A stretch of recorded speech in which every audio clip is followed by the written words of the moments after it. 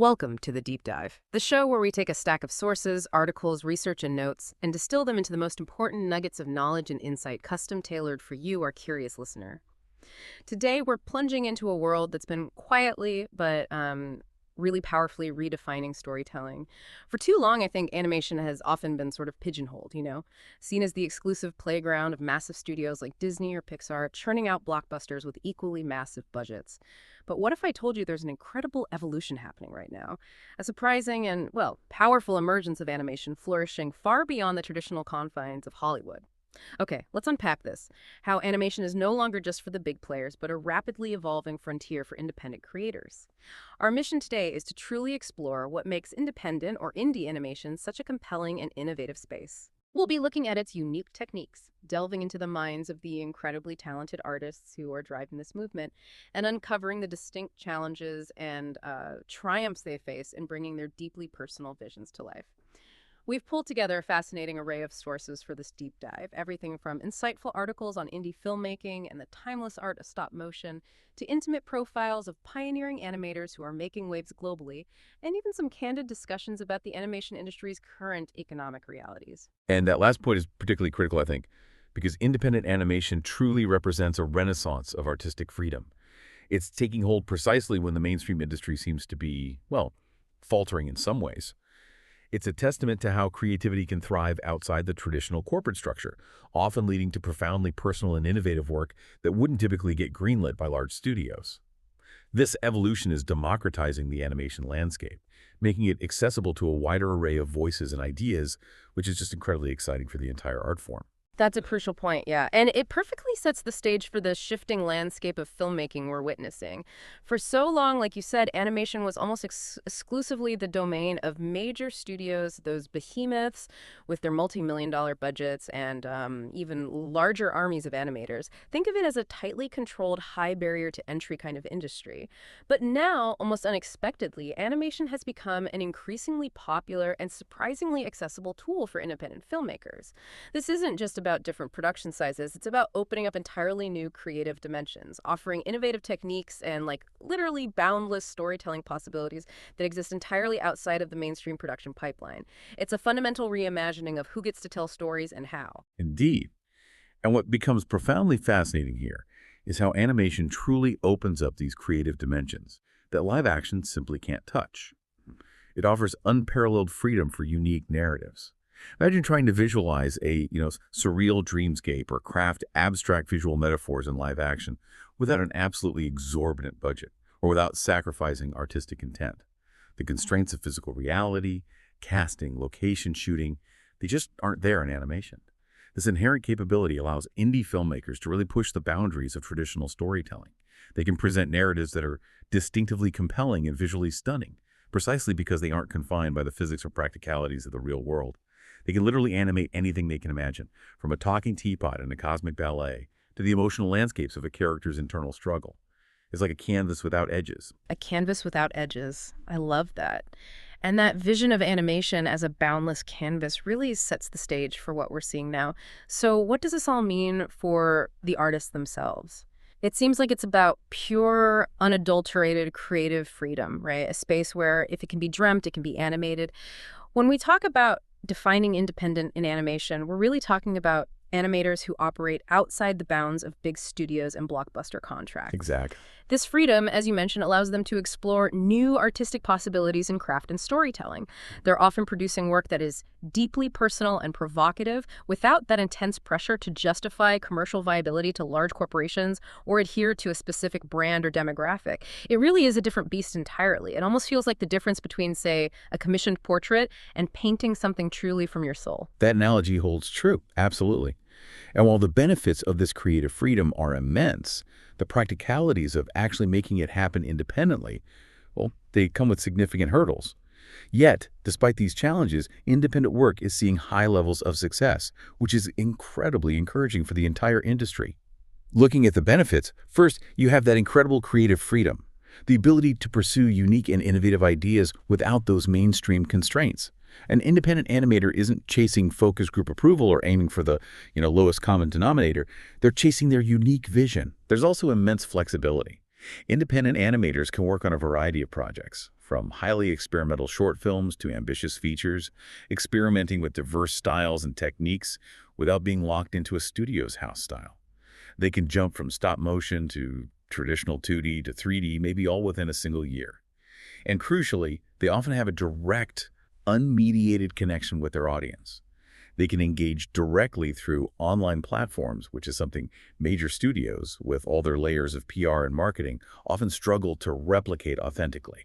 That direct connection is indeed huge, and we'll definitely dive more into that later, especially how it's reshaping the entire industry.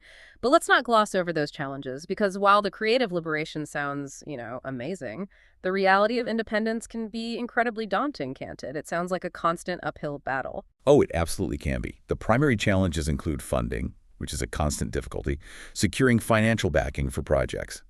It's tough. Unlike a major studio that can self-fund a multi-million-dollar film, an indie animator might be seeking thousands or maybe hundreds of thousands from grants, private investors, or increasingly directly from their audience. Right. Then there's distribution. Navigating the complex online platforms and channels to actually reach audiences is basically a full-time job in itself. Yeah. It requires an understanding of digital ecosystems that goes way beyond just making the art. And finally, marketing.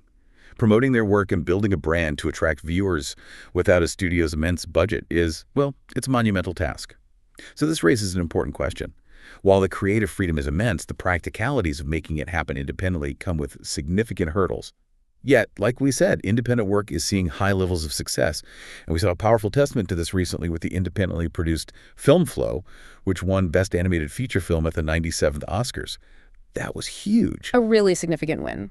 It really stands as a beacon of hope and a testament to the immense potential of independent animators, especially when you consider the truly tumultuous straits of the U.S. animation industry right now. I mean, we're seeing major studios prematurely shelving series that audiences love, sometimes with little warning. Yeah, it's heartbreaking for fans and creators. Absolutely. And there are attempts to ram AI into the creative process and oust animators, which is causing a lot of anxiety. Plus, animators are often put through terrible conditions with mass layoffs and unsustainable work models. So in this kind of environment, where the traditional model seems to be struggling, the success of independent films like Flow isn't just a win for the creators, but really for the art form itself. It demonstrates that innovation and authentic storytelling can and will find their way to audiences, regardless of corporate pressures, maybe even because of the freedom from those pressures. It's a stark contrast, definitely, and one that maybe bodes well for the future of independent voices. That really underscores the power of independence, yeah, and how it can allow truly unique artistic visions to break through. And speaking of unique techniques that often flourish outside the traditional studio system, we absolutely have to talk about stop-motion animation. Here's where it gets really interesting. This technique that feels almost magical in its simplicity, where stillness transforms into life. At its core, stop-motion relies on what's often called still motion, the illusion of movement created by combining a series of individual frames or images. For those familiar with the basics of filmmaking, it's that painstaking frame-by-frame process, but what truly elevates it beyond just a mere technicality? It's the tangible quality, I think, the palpable craft. At its heart, the fundamentals of stop-motion animation involve animators painstakingly photographing physical objects. Whether they're malleable clay, intricately designed puppets, or simple cutouts, one frame at a time. One frame at a time. Incredible. Yeah, they capture these incremental movements, literally adjusting an object a tiny bit, taking a picture, adjusting again, and so on and so on. This process, often targeting the industry standard of 24 frames per second for fluid motion, relies on that persistence of vision in the human brain, which perceives these rapid, still images as continuous motion. But the beauty of stop motion truly lies in its tactile nature. Every movement, every gesture, every nuance is physically created by hand. This gives stop-motion films a sense of craft that resonates deeply with viewers, making them feel incredibly personal and handcrafted. It's truly a labor of love, where, as one source put it, each frame is like a painting. You can almost feel the presence of the artist in every shot. It's that direct human touch that sets it apart. I always marvel at how those slight shifts create such a convincing illusion. And if we connect this to the bigger picture, stop-motion's history shows a continuous drive to bring the impossible to life. Long before digital tools existed. It demonstrates remarkable artistic ingenuity. Its origins date back to the earliest days of filmmaking, rooted in a spirit of, well, individual discovery. We see the very first known example in the Humpty Dumpty Circus from way back in 1898. 1998, yeah. Where Albert E. Smith and J. Stuart Blackton used stop-motion techniques to animate toy circus figures. And then Georges Méliès's groundbreaking A Trip to the Moon in 1902 employed rudimentary stop-motion effects, truly pioneering fantastical visuals in cinema with simple, inventive tricks. And it wasn't long before it started to really capture mainstream attention, cementing its place as a powerful storytelling tool. It probably wasn't until Willis O'Brien's imaginative work with Giant Monsters in the Lost World in 1925, and then, of course, the iconic King Kong in 1933, that stop motion truly gained widespread recognition. King Kong, right, unforgettable. Yeah, he made those fantastical creatures feel undeniably present, almost real. From there, the evolution of stop motion saw significant milestones. The rise of claymation, for instance, pioneered by animator Will Vinton in the 1970s, brought more flexibility to the medium. Claymation, yeah. Think of the enduring cultural staple Rudolph the Red-Nosed Reindeer from 1964, which used this kind of technique and still captures hearts decades later. A holiday classic. Absolutely. Later, filmmakers continued to push limits, experimenting with new materials, refined techniques, and eventually integrating digital tools. We see this in visually stunning films like Henry Selick's The Nightmare Before Christmas in 1993, A personal favorite. and Wes Anderson's fantastic Mr. Fox in 2009. And we also can't forget Ray Harryhausen's legendary stop-motion skeleton fight in Jason and the Argonauts from 1963. Oh, that scene. Still incredible. It is. A scene that, despite its age, still holds up as a masterclass in kinetic choreography and remains a landmark achievement in visual effects. Just pure movie magic. So, within this broad category of stop motion, there are even more distinct techniques, each with its own flavor and artistic possibilities, aren't there? It's not just one uniform approach. Precisely. Yeah, there are several key types. We have claymation, which involves shaping characters and scenes from malleable clay. This offers incredible flexibility in movement and expression, as seen in the beloved Wallace and Gromit series and Chicken Run. Right. Exactly. The pliability of clay allows for expressive facial changes and fluid transformations that other mediums might struggle with, giving the characters a distinct, organic feel. Then there's cutout animation, which uses flat, two-dimensional figures cut from paper or card, moved in small increments for each frame. This method, famously utilized in the early episodes of South Park, often gives a charmingly lo-fi or deliberately handcrafted aesthetic, perfect for a specific visual style or, comedic timing. Kind of quirky. Very quirky, yeah. And finally, puppetry, where animators utilize complex armatures, essentially metal skeletons or wireframes inside puppets to achieve incredibly precise movements. This technique, masterfully employed in a film like Laika's Coraline, allows for intricate character designs and detailed performances, bringing complex, articulated figures to life with remarkable nuance. Each technique carries its own set of challenges and unique visual signature, inviting different kinds of stories to be told. It's incredible that this technique, which seems almost quaint and so demanding, still holds such power and relevance today, captivating audiences with its handcrafted charm. Despite the dominance of CGI, stop motion is far from obsolete, is it? It truly stands out in a crowded visual landscape. Not at all. In fact, it continues to thrive, which is fantastic. Studios like Laika, based in Portland, Oregon, continue to produce critically acclaimed, visually stunning films. Think of Kubo and the Two Strings, Missing Link, and Paranorman. Each one pushes the boundaries of what's possible with the medium. Laika's work is stunning. It really is. Yeah. Aardman Animations in the UK also keeps the tradition alive with beloved films like Shaun the Sheep movie and their iconic Wallace and Gromit shorts. And we've seen more recent, often darker or more experimental examples, like Netflix's stop-motion anthology, The House, released in 2022. Oh, yeah, that was unsettling. It really was. It uses the medium's inherent uncanniness to create a truly unsettling atmosphere. It works so well for that kind of tone. The unique appeal of stop-motion lies in its tangible quality and organic imperfection, which give it character and charm distinct from the often too-perfect look of CGI. This allows it to evoke a sense of the uncanny, making it incredibly suitable for horror films like Coraline or The Nightmare Before Christmas, where the slight irregularities of movement and texture can be genuinely unsettling. It hits differently than CGI horror. It really does. But it can also be deeply emotional, as demonstrated by Charlie Kaufman's Anomalisa. Every minute movement conveys subtle human complexities and vulnerabilities, allowing for profound character studies. It truly is an artist's medium, where every frame is like a painting, infused with the animator's direct effort and intention. That makes perfect sense. But I imagine there are significant challenges tied to such a meticulous process. It's hard to imagine the sheer patience required. Indeed, it is undeniably one of the most time-consuming animation techniques. There's no getting around that. Production for a feature-length film can often take years to complete, sometimes requiring a team to produce just a few seconds of usable animation per day. Just seconds a day. It's immensely labor-intensive and expensive, often requiring large teams working for extended periods, building intricate sets and puppets that are literally moved one tiny increment at a time. Yet its unique aesthetic and undeniable charm ensure it continues to receive financial backing for special projects, particularly from dedicated niche studios like Leica and Aardman, and increasingly from independent filmmakers willing to dedicate the time and, frankly, the passion. This enduring appeal proves its profound artistic and cultural value, proving that quality and unique vision can transcend purely commercial considerations sometimes.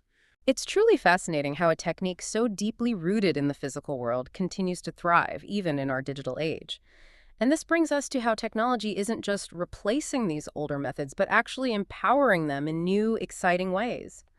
The digital revolution has been an absolute game changer for independent filmmakers, hasn't it? Truly leveling the playing field and providing unprecedented opportunities for creativity and innovation. It means that a small team in their garage or bedroom can now achieve visual feats that only a major studio could dream of a decade or two ago. What's profoundly fascinating here is how technology isn't just replacing old methods, but enhancing them. It's acting as a powerful new brush for the artist.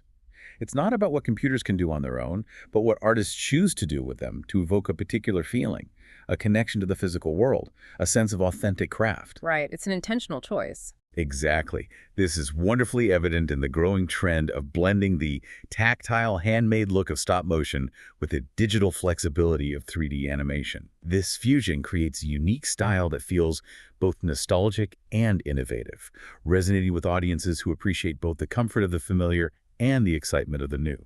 So, what are the specific hallmarks of this stop-motion aesthetic when it's applied to 3D animation? How do animators make something digitally rendered feel so genuinely handmade, almost as if you could reach out and touch it? There are a few key characteristics they intentionally bake in to achieve that specific feel. First, you'll often notice an imperfect, jerky movement. Instead of aiming for ultra-fluid, hyper-realistic motion that 3D software can easily generate, animators intentionally limit the fluidity. They replicate the natural, frame-by-frame look of traditional stop motion. So they deliberately hold back the tech. Precisely. They'll even mimic tiny flaws that might occur in a physical shoot, like small shifts in lighting or texture irregularities, to make the digital animation feel tangible, as if physical models were actually used. It's a deliberate artistic choice to add imperfection. Second, there's an incredible attention to textural detail. In physical stop motion, you might naturally see subtle fingerprints on clay, the weave of fabric, or the grain of wood. You see the evidence of the hand. Exactly. 3D artists painstakingly replicate these visible traces of the animator's hand through advanced shaders and digital sculpting, giving characters and environments a handcrafted, almost sculptural look. You can almost feel the materials through the screen. And third, they aim for tangible lighting. This means simulating the practical, slightly uneven lighting and shadow placement that you'd get from real-world lights on a physical set. They might even introduce artificial imperfections like motion blur or flicker, subtle visual noise that makes the digital image feel less pristine and more filmed, creating the illusion of a physically lit set with all its charming quirks. It's about engineering imperfection for artistic effect. That really brings it to life. It sounds incredibly sophisticated, a true mastery of both traditional artistry and modern technology. Do we have a good case study that exemplifies this hybrid approach, showing how it all comes together? Absolutely. Kubo and the Two Strings, released in 2016 and produced by Leica, is a prime example of this. Ah, Kubo was a night. Yeah. Beautiful film. Visually stunning. It's a visually stunning hybrid that, while primarily a traditional stop-motion film, also utilized CGI to enhance certain scenes, especially those huge action sequences where fluidity and complexity were needed. For instance, the massive skeleton monster or the water dragon in the film, Unforgettable sequences. while designed with stop-motion sensibilities, would have been logistically impossible or taken decades to animate purely by hand. CGI allowed for their scale and dynamic movement, but crucially, they intentionally retained the jerky movements and tactile look associated with stop motion. And they used digital tools to smooth transitions without losing the handmade feel. They didn't just slap CGI on top, they integrated it seamlessly, making sure it felt like an organic part of the stop-motion world. It's a perfect illustration of how these two distinct forms can complement each other beautifully, expanding the creative canvas without sacrificing the core aesthetic. It's a brilliant way to have your cake and eat it too, isn't it? Combining the best of both worlds, the intimate charm of handmade art with the vast capabilities of digital animation. But for 3D animators who could make anything look perfectly smooth and pristine, why do you think they are choosing to adopt this more imperfect stop-motion look? What's the big appeal? Well, there are several compelling reasons driving this artistic choice, I think. First, the tactile imperfections of stop motion create an intimate connection with the audience. In a world of increasingly polished, often generic-looking CGI, viewers can see the craftsmanship in every frame, making characters and objects feel incredibly tangible and grounded. It feels more real, paradoxically. Exactly. It evokes nostalgia and emotional depth that's hard to achieve with overly polished, hyper-realistic CGI, which can sometimes feel a bit sterile or cold. Secondly, it offers powerful differentiation. In a market saturated with standard CGI productions, adopting this aesthetic helps films stand out visually. It adds a layer of artistic sophistication and a unique visual signature. It's an immediate way for a film to declare its artistic intent and its unique identity. Makes sense. It cuts through the noise.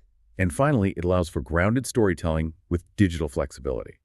Animators can achieve more complex visual effects, dynamic camera movements, and faster production speeds than pure stop motion could ever allow. All while retaining the comforting, handcrafted look of stop motion. It's about leveraging technology to serve an artistic vision, not to erase the human touch.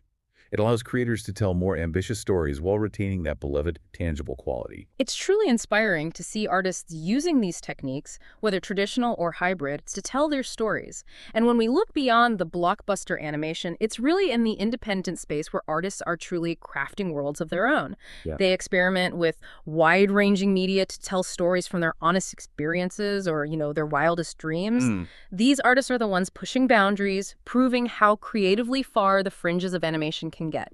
They often produce deeply personal and provocative work precisely because they don't have the constraints of big production companies looming over them. They're telling stories you might never see in a mainstream cinema. What's profoundly fascinating here is the sheer breadth of artistic expression and the deeply personal, often culturally specific narratives these animators were able to explore, precisely because they're independent and free from those mainstream pressures. Let's look at some really powerful examples of Asian indie animators who are truly redefining the craft and gaining global attention. Okay, let's kick us off with Charlene Zhu. She's Chinese-born, LA-based, and her work is incredibly evocative. Her films animate dreamscapes of girl and womanhood, unraveling the turbulence between the two. Wow, that sounds powerful. It really is. And what's so captivating is that her technique specifically evokes traditional Chinese ink brush painting, giving her animations this flowing, almost ethereal quality like moving scrolls. Her notable works include How Small, which won the Nowness China Talent Award, and Words of Her, a meditation on sex and motherhood that premiered at SXSW. It proves that delicate personal themes can resonate powerfully when given an authentic voice. Then there's Dina Springer, a biracial Asian-American animator. Her work is described as kaleidoscopic, vibrant, and nostalgic, particularly her introspective pieces on biracial experiences and identity. Animation, for her, isn't just a medium. It's a tool for folding time, space, and inhabitants into these dynamic collages. It offers entirely new, fragmented, yet somehow cohesive perspectives on complex identities. How does she achieve that? She masterfully blends fascinating elements like old cartoons, found educational footage, lo-fi video game soundscapes, and hand-drawn retro animation to create truly unique sensory experiences. Her notable work, Boys Clap, Girls Dance, depicts a glitching and distorting face to show the feeling of non-acceptance and the internal conflict of navigating multiple cultures. She's also animated for musician Lexi Liu, showcasing her versatility. And Hyung Jin Lee, originally from Seoul, Korea. As part of the Korean diaspora, she uses animation to fill in the visual voids of deeply personal stories, like her late grandfather's Korean War experience. That's incredibly poignant. It is. She tells tales of nebulous themes like belonging, connection, and the nuances of love, reflecting shifting identities with incredible tenderness. Her technique involves handcrafted drawings that breathe warmth and texture, which she then distorts using things like salt and other chemicals. Wow, chemicals. Yeah, it gives her animation this unique, almost organic texture, a beautiful imperfection that mirrors the complexity of her themes. Her notable works include I Miss You, My Names, and Anya, Inheritance, which won Best Experimental Animation at the Korea International Short Film Festival. Definitely a voice to watch. Then there's EXYL from Singapore, who seems to embody pure, fearless experimentation. It said they've never made two films with the same medium or process, which is just, wow, a testament to their boundless creativity. That's amazing dedication to exploring the medium. Totally. Their practice is truly medium-bending, genre-defying, consistently alluding to visceral emotional experiences through unexpected visual metaphors. Yeah. Their work is described as wonderfully absurd and fantastically psychedelic, utilizing hand-drawn animation, stop motion, and 16mm upload, often in dizzying mixed media forms. Their film Acid Green is simply described as, quote, a person brushes the teeth of a dog and turns into a bus. Okay. That definitely promises an intriguing, perhaps mind-bending ride that challenges conventional narrative. Exactly. An artist who truly embraces the wild possibilities of the medium. And finally, Sue Park. Originally from Seoul, now based in Brooklyn, NY, she describes her art as a playground where childhood memories morph into mischievous creatures, crafting these whimsical and playful wonderlands that veer on the absurd. It sounds delightful. It does. Her technique spans digital animation, video production, sculpture, metal fabrication, and incorporates stop motion as well. A remarkable breadth of skill. For instance, her film Butterfly uses hundreds of frames, meticulously rendered with paper, creating a mesmerizing stop-motion spectacle. The source notes, the interplay between tangible textures and digital imagination creates unique dynamism. She describes this meticulous process as a labor of passion, which just sums up so much of this indie spirit. These artists are truly groundbreaking, aren't they? Pushing the boundaries of what animation can be, not just technically, but emotionally and thematically. And it's important to note that they are garnering global attention. Their work is being screened at prestigious festivals all around the world. Slam Dance, SXSW, GLAS Animation Festival, Cork International, the Ann Arbor Film Festival. So they're breaking through on the world stage. Absolutely. Yeah. This international recognition proves that independent animation, especially from diverse voices, is not just a niche, but a powerful and impactful force in the global cinematic landscape. They're shaping new trends and narratives. They're not just making films, they're expanding the very definition of animation itself. It's clear that the artistic vision and raw talent are undeniable in this independent space, and the sheer variety of work we just discussed is proof of that. But this raises a crucial question. The vision is there, the talent is undeniable, but how do these incredible projects actually get made when the traditional money isn't flowing in? It sounds like a constant uphill battle. Because, let's be honest, independent animators often face difficulties in securing funding for their projects. The financial hurdle can be just as formidable as the creative one. It truly is a persistent, defining challenge. No doubt about it.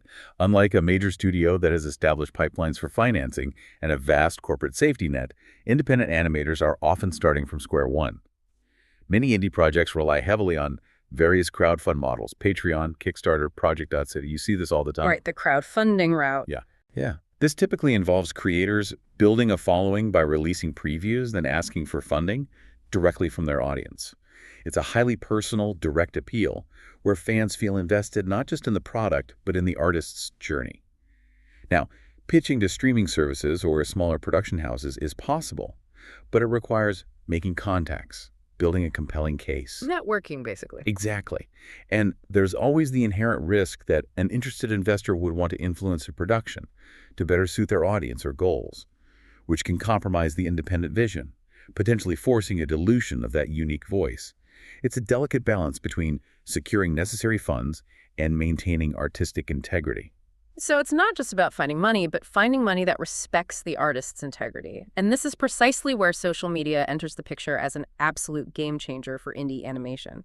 It seems to be empowering these animators to be their own marketers, funders, and publicists, essentially offering a level playing field that was unimaginable just a couple of decades ago.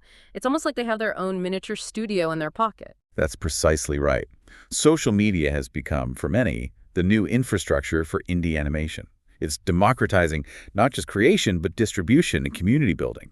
Content creators are seen as much more accessible because they are often the ones directly running their own pages, interacting with fans in real time. You feel like you know the person behind the art. Exactly.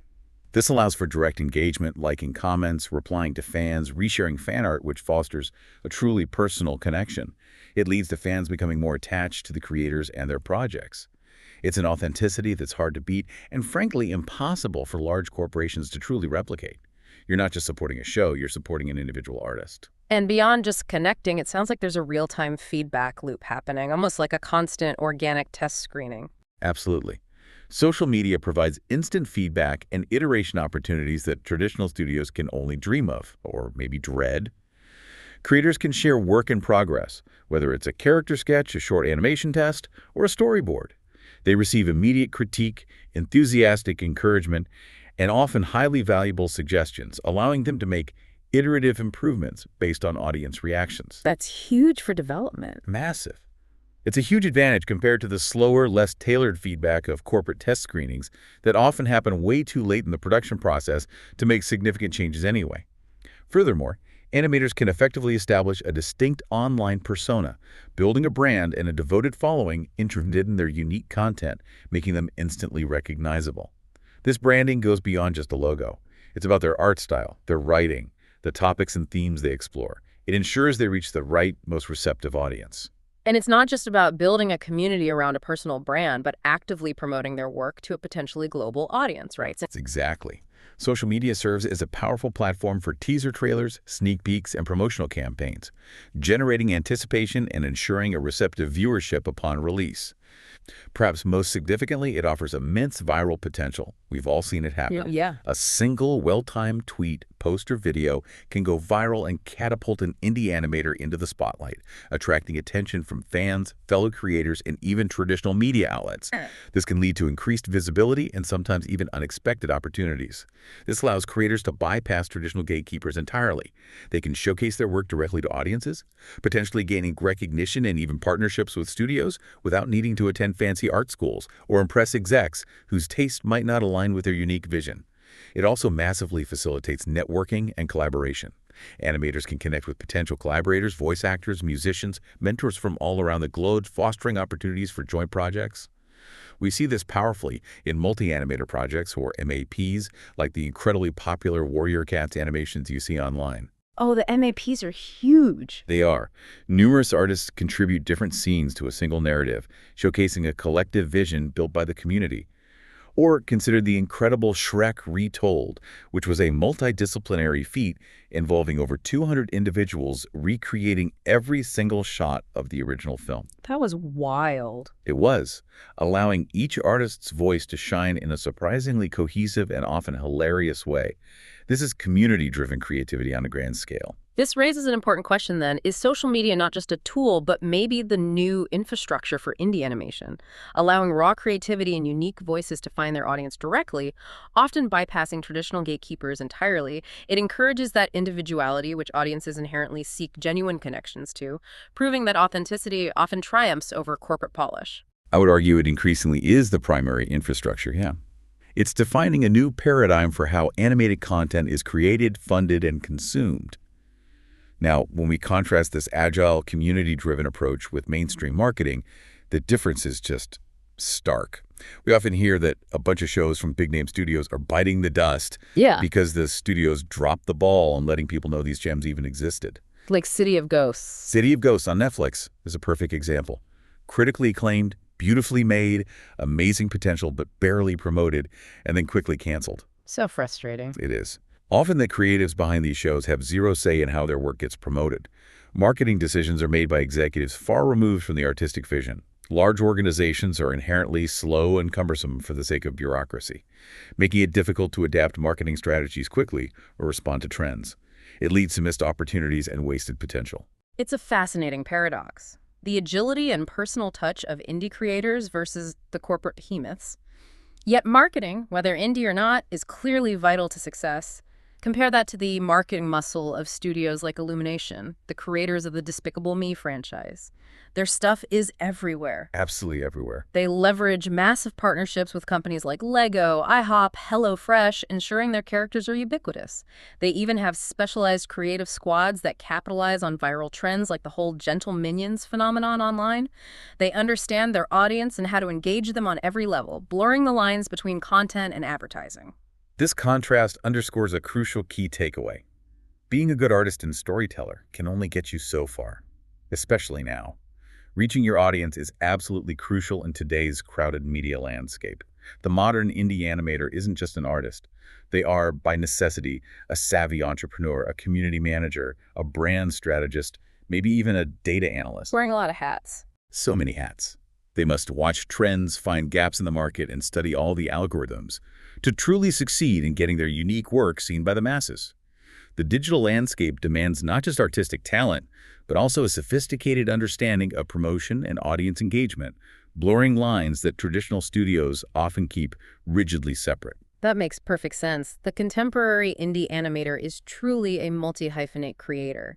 And as we consider the future, it's truly astounding to realize that the spirit of indie has been baked into animation from its very beginning. What's truly inspiring is tracing this journey and recognizing the continuity and passion that has come throughout the years. An art form born of individual discovery and a relentless desire to imprint personal visions onto the world. We can literally go back to animation's ancient indie origins, starting with prehistoric animation. It's mind-blowing. Indeed, the very earliest known examples are found in Paleolithic cave paintings, showcasing humanity's innate desire to capture movement. It's fundamental.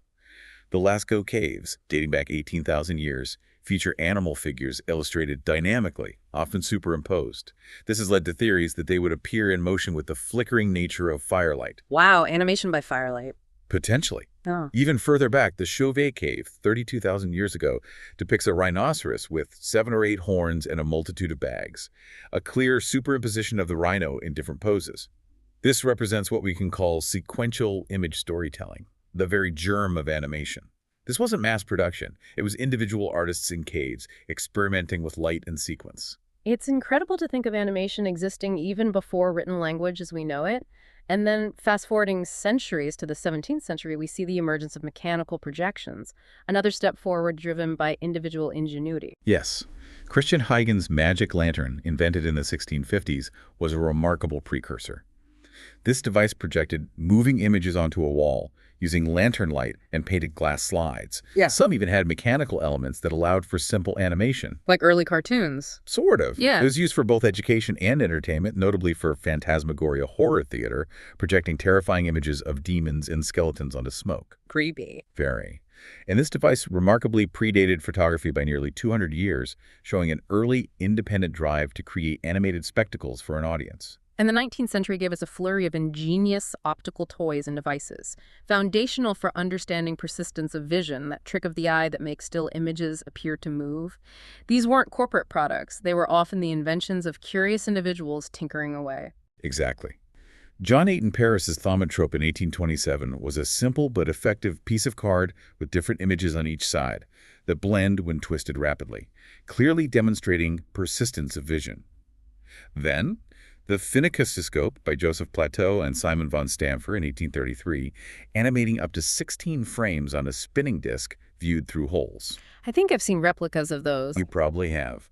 William George Horner's zoetrope in 1834, a revolving drum with slits, brought the illusion to more people. And John Barnes Linnet's kinograph, which we know today as the flipbook in 1868, was one of the first instances of animation that didn't have to be a short loop. You could tell a slightly longer story. The fumble flipbook. Indeed. Finally, Charles-Émile Reynaud's praxinoscope in 1877 improved on the zoetrope, using an inner ring of mirrors for brighter, less distorted images. All of these were independent inventions, pushing the boundaries of what was possible, each driven by a singular vision of animating images. This takes us right up to the dawn of cinema. What about the earliest animated films before the big studios even existed, showcasing that true independent pioneering spirit? Oh, here the indie spirit truly shines. Charles-Émile Reynaud, whom we mentioned with the praxinoscope, created Paw Pierrot, Poor Pete, in 1892. This is widely considered the first animated film. It was made of over 500 separate handmade paintings, all on gelatin sheets, and was the first recorded use of perforated film. Perforated film. So animation tech preceded live-action cinema tech in that way. In that specific way, yes. Animation was using perforated strips before projected live action really took off. Tragically, most of Popular Roles was later destroyed by Reynaud himself, but its legacy as an independent landmark remains. Then, Emile Cole's Phantasmagory in 1908 was a stream of consciousness-style film, just incredible for its time. 700 frames drawn on paper, captured on negative film, giving it that iconic white line on black look, a truly experimental, dreamlike piece. And James Stewart Blackton's humorous Phases of Funny Faces from 1906, made using a chalkboard and stop motion, also played a significant role, demonstrating early versatility and technique. These were truly pioneering individual efforts, weren't they? Defining the very language of animation from the ground up. They absolutely were, setting the stage for everything that was to come. And it continued with groundbreaking, often independent feature-length works. Quirino Cristiani's El Apostol from 1917, an independently animated political satire using cardboard cutouts from Argentina, was the first ever animated feature film. It ran 70 minutes. Though it too was tragically lost to fire. So many lost films. It's heartbreaking. Then we have Lotte Reiniger's The Adventures of Prince Ahmed from 1926, which is, thankfully, the oldest surviving animated feature film. It's a breathtaking shadow, puppet-like silhouette style that used an early multiplane camera she helped develop. It was also one of the first examples of queer representation in film, truly trailblazing for its time. Remarkable. Absolutely. Proving that independent vision could tackle complex themes and groundbreaking techniques simultaneously. And jumping ahead post-classical era, John and Faith Hubley's Moonbird in 1959 was notable as the first independent animation to win an Oscar, cementing the ability of indie creators to achieve mainstream recognition on the biggest stage. These examples truly cement the idea that independent, individual vision has always been at the core of animation's groundbreaking moments. It truly seems like the spirit of indie has been baked into animation from its very beginning. What's truly inspiring is tracing this journey and recognizing the continuity and passion that has come throughout the years. An art form born of individual discovery and a profound desire to imprint personal visions onto the world. And looking at today, it feels like we're in the midst of an indie animation boom that echoes these early pioneering days, but maybe with unprecedented reach. We absolutely are. The future of stop motion looks bright, thanks to continued innovations in technology. Digital tools are making the process more efficient, allowing for that seamless integration of CGI with traditional stop-motion techniques like we discussed with Kubo. Right, the hybrid approach. Exactly. Yeah. But more broadly, the overall indie animation boom is due to an ever-increasing wealth of resources. It's just incredible what's available now. This includes readily available YouTube tutorials and online courses that teach everything from basic principles to advanced techniques. It includes complementary software like Blender, which offers professional-grade 3D animation tools completely for free. That's huge. Blender changed the game. It really did. Or affordable apps like the upcoming Procreate Dreams, which is making powerful 2D animation accessible on an iPad. These tools significantly lower the barrier to entry, meaning almost anyone can create animation and share their story with the world. It's democratizing the entire field in a way that simply wasn't possible before. It's truly a golden age for independent expression. This raises an important question then. In a world where the means of production are so democratized and where mainstream studios face such tumultuous straits, is the independent sector now where the true innovation and authenticity in animation will continue to flourish, pushing against what feels like a potentially crumbling mainstream industry? I believe it is, yeah. And the evidence is mounting all the time. Indie animation has often stood toe-to-toe with, if not outshone, mainstream animation, proving to be a quiet trailblazer since art's inception. And there's no sign of it slowing down. With the accessibility of tools and platforms, coupled with a global audience's increasing desire for authentic, personal storytelling that feels distinct from corporate fare, well, the independent sphere is perfectly positioned. It's poised to continue driving the art form forward and fundamentally redefine what mainstream truly means in the coming years. It feels like a return to the roots of individual creation, but now with a global megaphone. #tag outro. What an incredible deep dive this has been. Seriously fascinating stuff. We've journeyed from the compelling definition and unique benefits of independent animation through the enduring magic of stop motion and its fascinating modern hybrid forms. We then celebrated the inspiring work of groundbreaking independent animators from around the world, particularly highlighting those voices from Asia who are truly pushing the boundaries of what's possible. And we explored the vital role of funding strategies, highlighting the transformative power of social media in helping these artists connect directly with their audiences and bring their unique visions to life. It's really a testament to passion, perseverance, and profound creativity. Ultimately, the core message here is clear, I think. Independent animation is not merely a niche interest or just a stepping stone to bigger things. It is a powerful, innovative, and increasingly accessible force that continues to reshape the landscape of visual storytelling. It's constantly challenging and pushing the boundaries of what is possible in the world of animation. It's a vibrant space where true creative freedom can blossom, unencumbered by traditional expectations or, the need for massive box office returns. Absolutely. So, as you, our listener, reflect on this explosion of independent animated content, maybe consider how it might fundamentally redefine what we consider mainstream entertainment in the coming years. What new, personal, and provocative stories are you hoping to see more of now that the barrier to entry for animators is lower than ever, making truly unique visions more attainable than ever before? Something to think about.